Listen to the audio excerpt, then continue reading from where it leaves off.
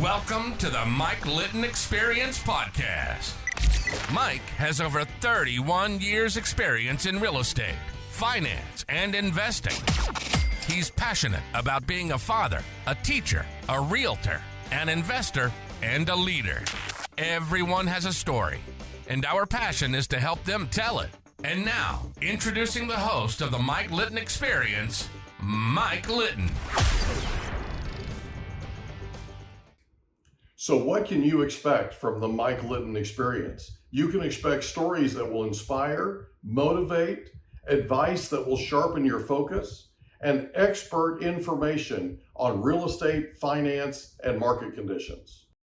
Stephen Gunzenhauser, thank you so much for joining us for the Mike Litton Experience. I am so excited to have you here, and I'm so excited for our time together.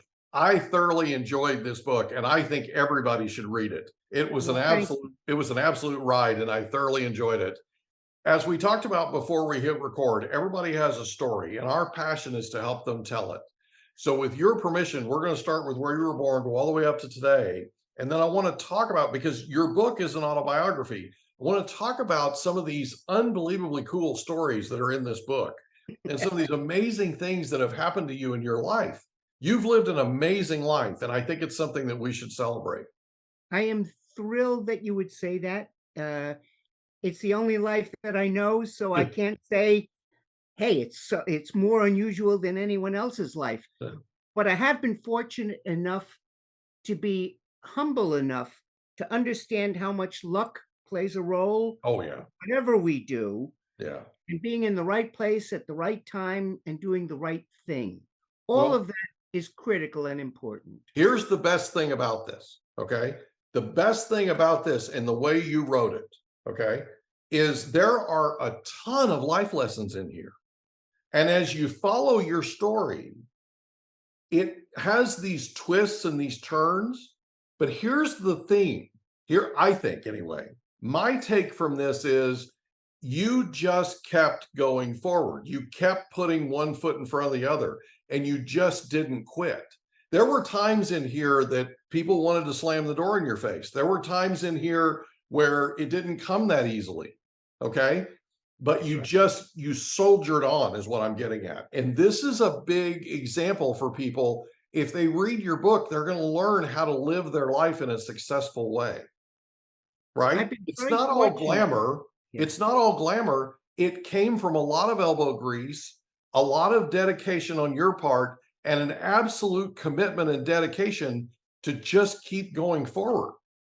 There are a lot of things that happened in your story, in this book, that are in this book, that are examples of what can happen for somebody if they just don't quit, if they just keep going forward. That's part of what I love the most about this, is the life lessons that are in here. It really depends on Mike, and I appreciate everything that you are saying, because if I said it, it would sound like I'm boasting. But to hear it coming from you is great flattery, and I'm thrilled. I'm thrilled because the book should not be picked up by just musicians. It's not meant as a book for musicians. No, and it's not. And it's this is how you succeed in life, period. Okay. Yes. There are people in business that can benefit from this. There are athletes that could benefit from this. Okay. Because I mean, there are all kinds of unbelievable lessons in here where literally you do a chronicle of your life, right? But it's in here, you get to live through your eyes, right? And you get an opportunity to experience what it's like to do what you did, okay? And there are a ton of life lessons in here. There are a ton of opportunities for people to learn. I think anybody from just about any part of life would do themselves a great justice by reading your book. It really will teach them a lot. I believe that. So, well, thank you. I'm delighted that you got the book. I'm delighted that you've been able to read it and enjoy it. But to me, that's what it's all about. Yeah. Is I didn't want to be considered, quote, a classical conductor. Yeah. I've had a varied career. I'm sort of a cross between Lenny Bernstein and Harold Hill, Yeah. if you know, Yeah. from 76 Trombones. Yeah. Being able to walk into a community, being able to work to really get people to understand how important the arts are, Yeah.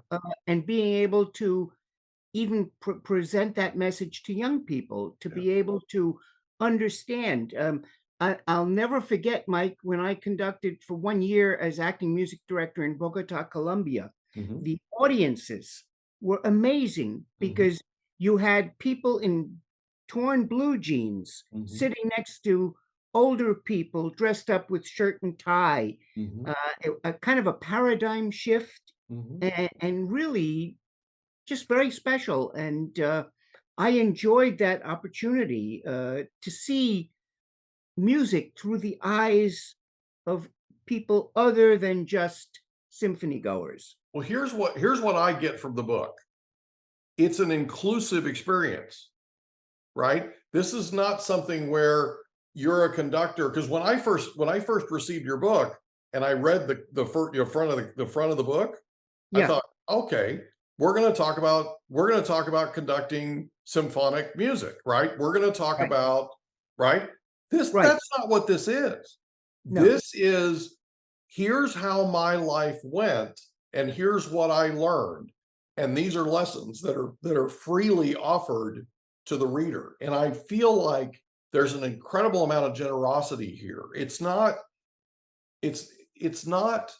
like your daughter said, right? That these stories that you tell at the bar, this is a collection of those stories, right? And when you read it, you can tell that these are stories that you've told before. These are stories that, right?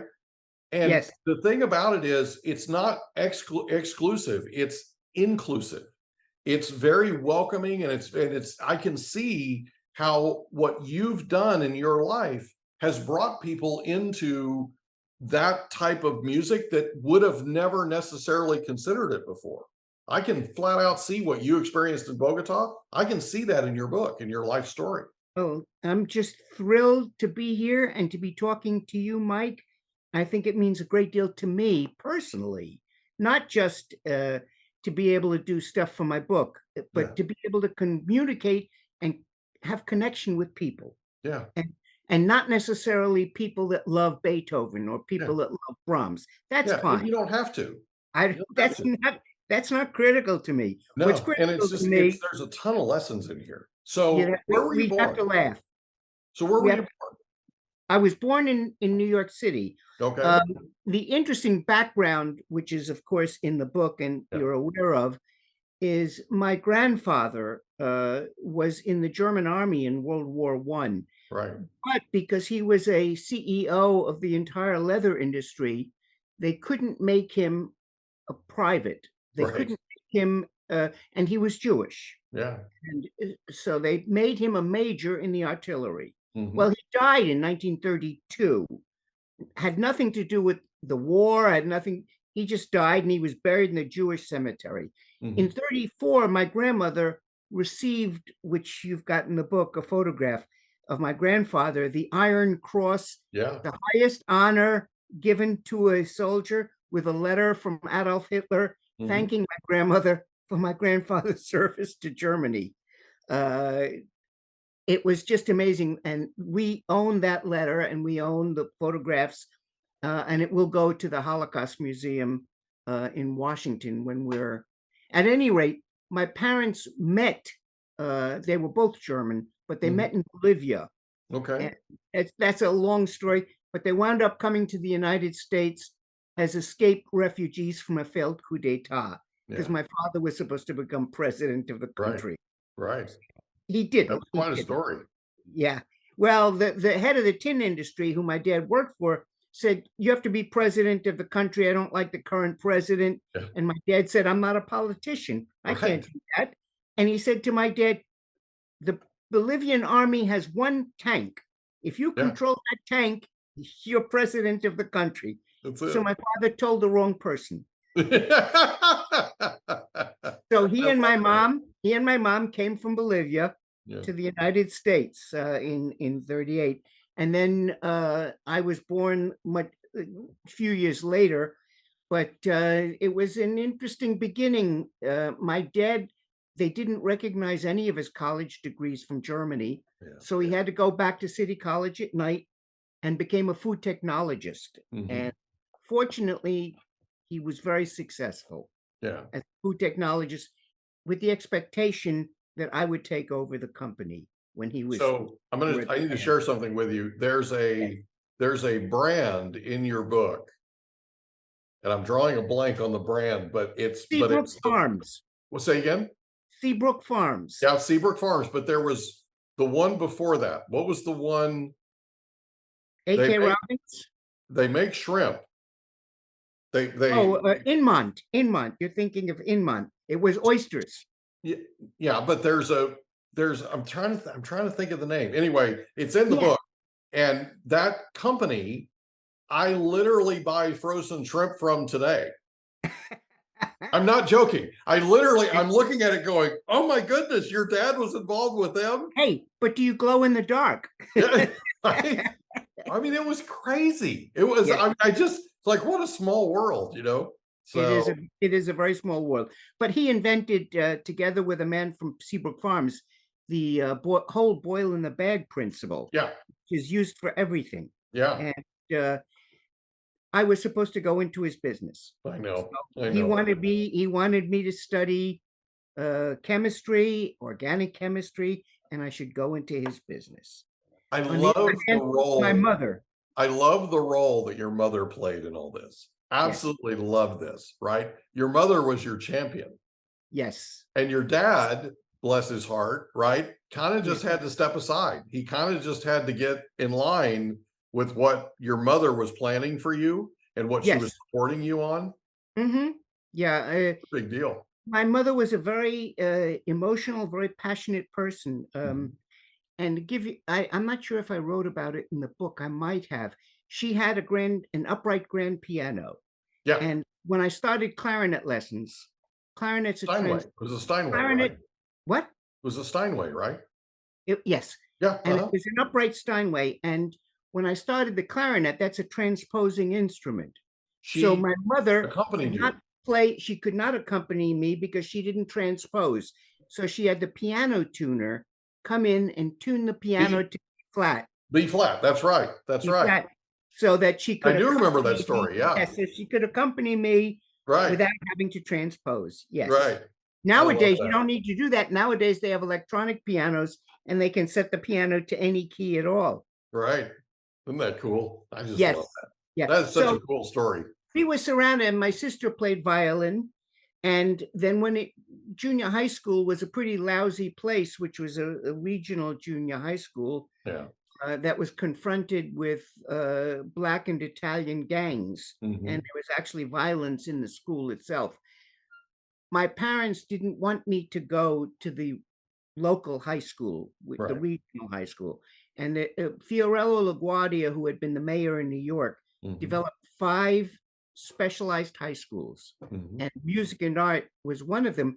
And if you consider back in that day, they had almost 100% attendance in college from the graduating class, which is quite unusual. Yeah. But I got the benefit of music, but also the benefit of a great academic education. Absolutely. And I had many friends that also wound up going to that school. Yeah. So today, I went back as an alumnus, and today I discovered, which was unfortunate, any number of Korean families rent apartments in Manhattan, and then they have 4 or 5 kids that they chaperone and establish residency in New York so that they can go to that high school for free.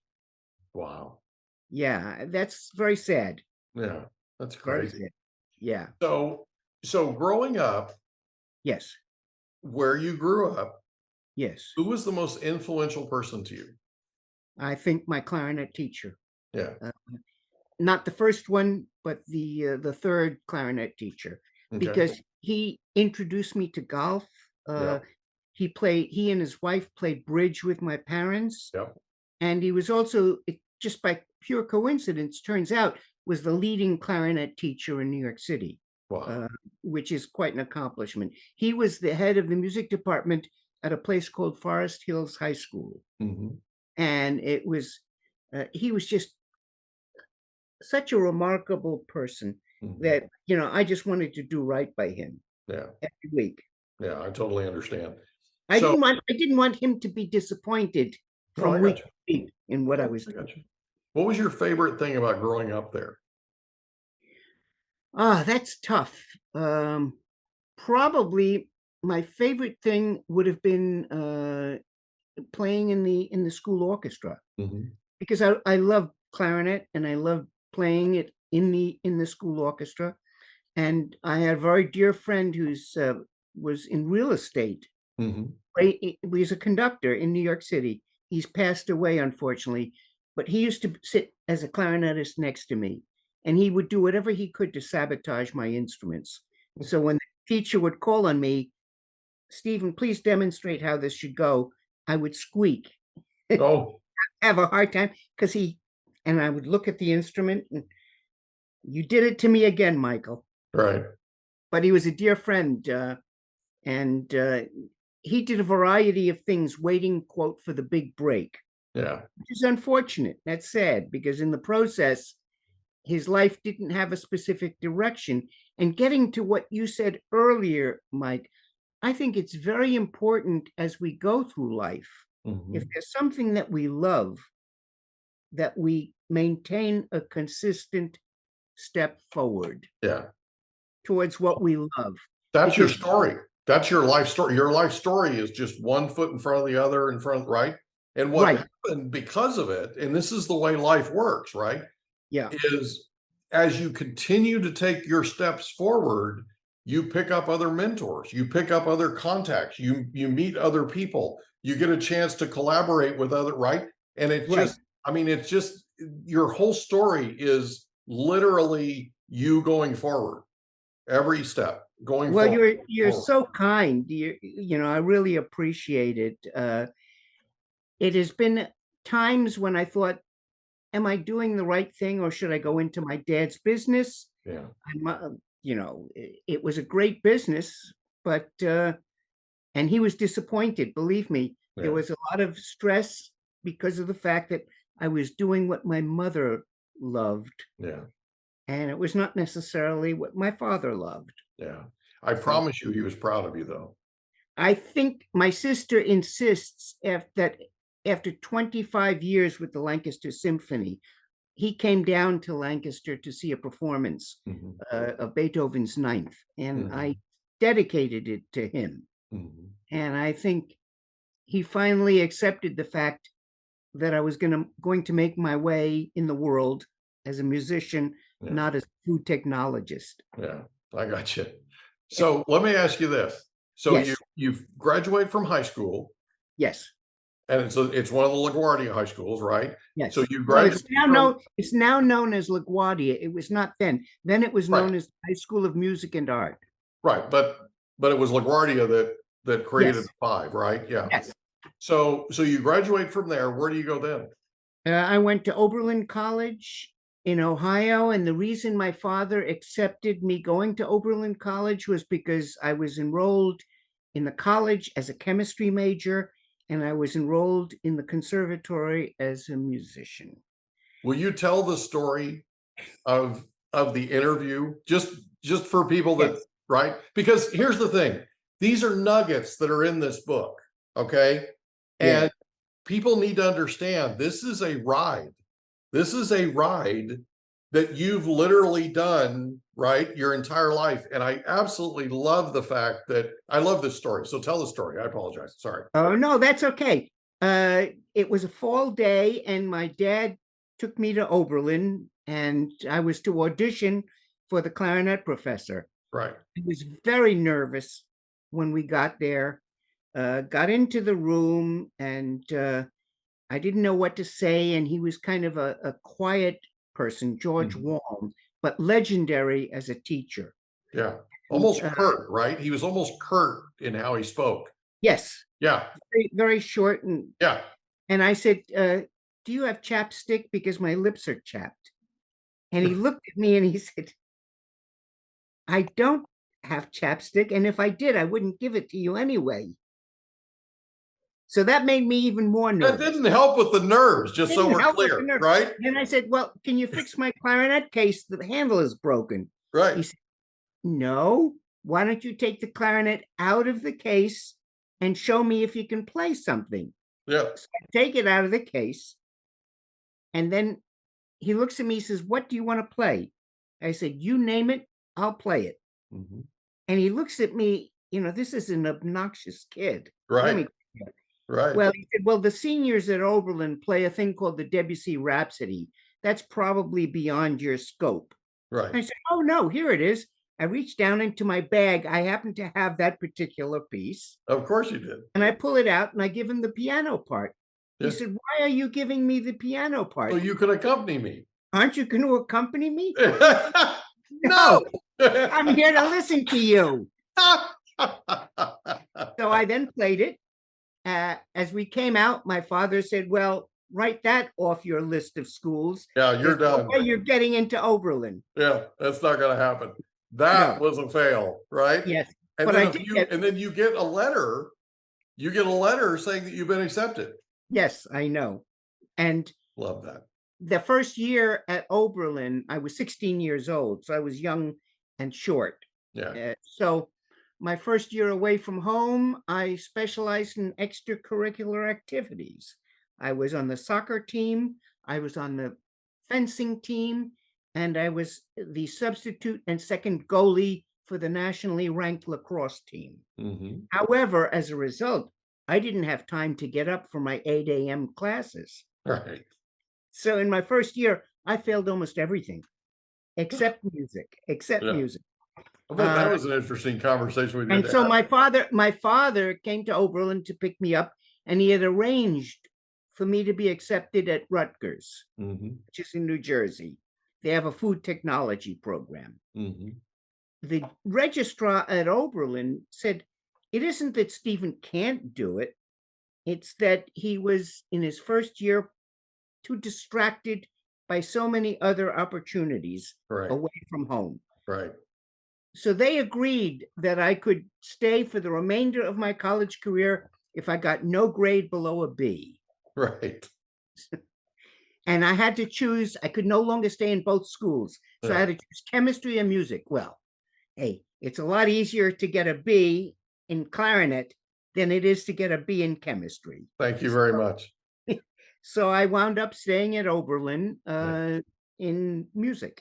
Yeah. So can I share with you what I love the most about this? Yes, sure. Okay.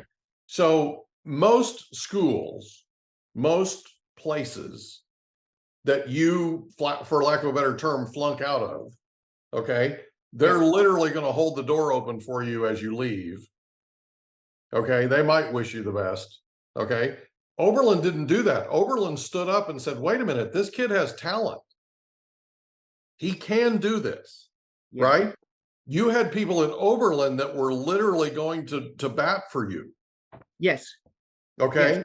That's the thing that I love the most is they saw in you the talent. They saw the potential. They saw your ability. And they knew that where you needed to be was in the conservancy, right? Conservatory, yeah. Okay. I meant conservatory, sorry. But they knew that that's where you needed to be. You with me? Yes. And they thought enough of you and your ability to step up and say something.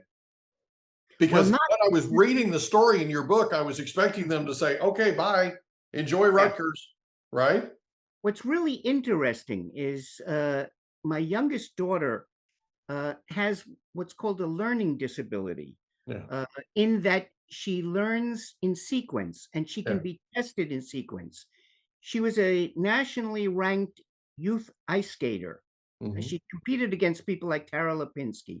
When it came time for colleges, the SAT scores, hers were terrible. Yeah. Why? Because they were not testing her in sequence. Right. She didn't. We were residents of Delaware. She did not get accepted at Delaware in their regular program because her SAT scores weren't good, but she was accepted at Oberlin.